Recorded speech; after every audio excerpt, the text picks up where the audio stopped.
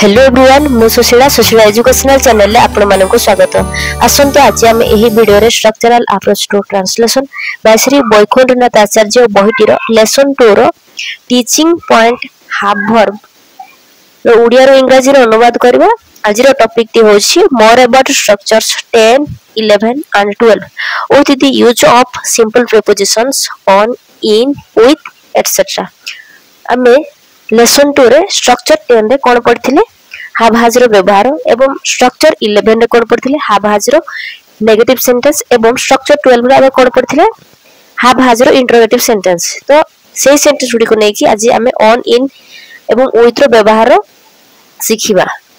आसंत किछटा example पढिबा। मो पाखरे बही नाही, I have no books with me. बुढाटी पाखरे टंका नाही, The old man has no money with him. तुम पॉकेट रे कलम नहीं, You have no pen in your pocket.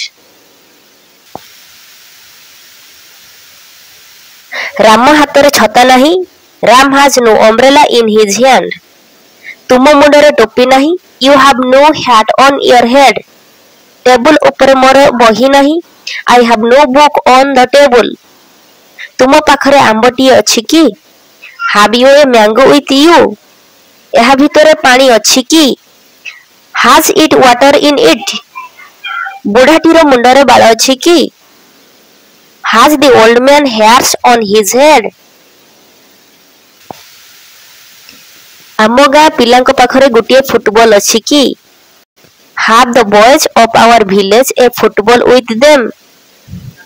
वर्तमान उड़िया रो इंग्रजी रो अनुवाद करबा। शिक्षकक पाखरे खंडे बही अछि। तो teacher has a book with him. मो पाखरे दुईटी कलम अछि। I have two pens with me. तुम निकट रे टंका नहीं, you have no money with you. पिला मानक हाथ रे पेंसिल नहीं। The children have no pencils in their hand. Ram पाखरे पोशाक नहीं, Ram has no dress with him. घोड़ा मुंडारे सिंह अछि की?